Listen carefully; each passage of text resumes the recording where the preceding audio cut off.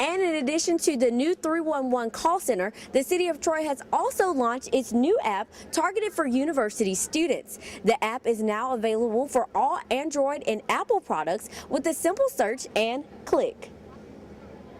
Police received a call just after 10 o'clock a.m. from a resident stating they found a body in the pond just behind the street. And police speculate that the body could have been there for several days. With an expected completion date of about 6 months, Habitat for Humanity is looking for several volunteers. As Mayor Reeves explains, this new launch into a more tech-savvy city is just the changes that the City of Troy needs, while still catering to every age range. And now preparing for the Miss Alabama pageant, throughout the year, Crow will focus on her platform, Preventing Child Abuse. And in comparison to the Academy Award-winning film, how will this production of Chicago make its mark? The body of an unidentified man was pulled from a pond off Diana Street in Troy Wednesday morning. Police received a call just after 10 o'clock a.m. from a resident stating they found a body in the pond just behind the street. And police speculate that the body could have been there for several days. I was asked to come over and do some bush hogging around the pond. And I made several rounds around it, and this odor hit me in the nose, and I saw this object in the water. And I stopped and got out and looked, and I saw arms on it, and I realized that it was a body. The cause of death was not known at the time, and Troy police are uncertain if foul play was involved. At this time, we don't see any, but we will not know for sure until after an autopsy is completed. Although Troy police cannot make a positive ID on the body at this point in the investigation, Wright tells us that he personally believes he found the body of Robert Earl Teague, a 44-year-old man reported missing from the Diana Street area since Saturday, September 14th. I didn't get upset or nothing. I'm just proud I was able to find it because I noticed that they was looking for this individual, and I think that's who it is. Because everybody was suspicious where was he at for his body. And so I'm proud I did find it and was able to give him some relief. Christina Cook, Troy, Trojan Vision News. The City of Troy should expect some changes to the old approach to questions and issues regarding the city. We're working right now on a 311 program.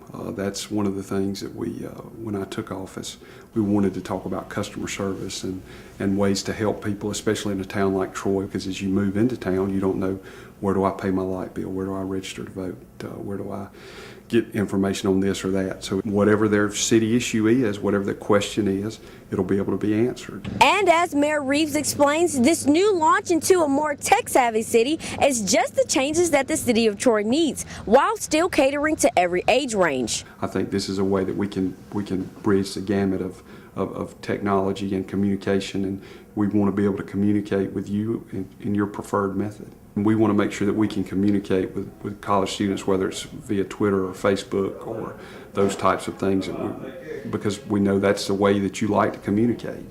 So we want to make sure that we are there for everyone from the 18-year-old college freshman to go to the mobile app, whether it's Android or iPhone, to the 88-year-old senior who wants to pick up their phone and dial 311. And what will these new changes mean to the City of Troy? It's not really an operational change. I mean, we have people right now that are doing these things every day, but this is just a way for us, a tool to manage what we're doing and to bring in information and then manage our resources to make sure that we're meeting the people's needs and making sure that they know that this was handled. Christina Cook, Troy, Trojan Vision News. Some say it takes a village to raise a child, and sometimes it takes a community to build a house. For the past 2 years, Pike Habitat has been building a house for a Troy family in need. And after joining forces with Troy University, this house is close to becoming a home. Today we are doing a Welcome Week service project. Our office hosts a Welcome Week service project every year. This year we're helping out Habitat for Humanity. We have students here that are helping build the house, do some of the inside work. All the outside work has been done, so now they're just going to help put up some drywall, do some siding, things like that.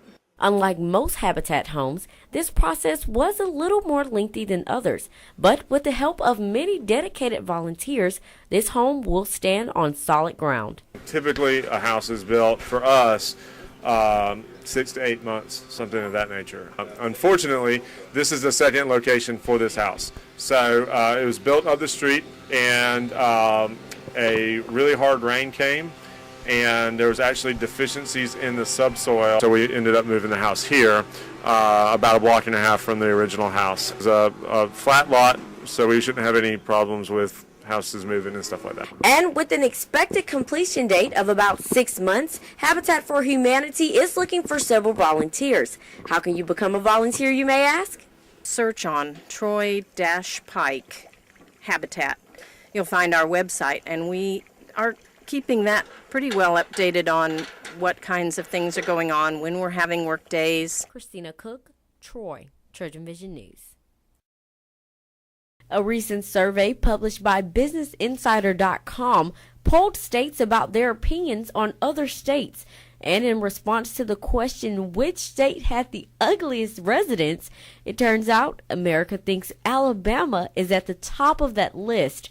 So, what do Alabamians think about this top rating? If they're uglier? Boy, I think that's a pretty big stereotype, because I think you can go to any state and you've got some beautiful people and you've got some not so beautiful people. So, no, I don't think that there's any possibility that Alabama has the ugliest people. That's not true. I know for a fact that's not true. You know, my girlfriend, she's native from Alabama. She's beautiful. Simple as that, you know. Alabama has beautiful women. I think there's good-looking and not so good-looking people everywhere you go. I feel like that poll is so inaccurate right now. And I believe that the state of Alabama has a lot of beautiful individuals in here. So let's see. If Alabamians and other residents from surrounding states don't agree with this poll, then what state actually does have the ugliest residents? I'm a native of Alabama, and I can't say we have the ugliest, because there's still West Virginia out there, and you know, those hillbillies up there, oh God. I would say West Virginia. I've been to West Virginia, and they are some very unattractive people in West Virginia. I had to say, like, it's like a lot of people sound like they're inbred in West Virginia still. West Virginia would probably be the #1 as ugliest state. But if you ask West Virginia may say someone completely opposite. It appears from the results of this poll that the rest of the country might think that Alabamians all look like the stereotypical rednecks. But in defense of Alabama, I present one argument in our favor. Coleman native and the people's sexiest man alive, Channing Tatum. See, we aren't that ugly. Christina Cook, Troy, Trojan Vision News.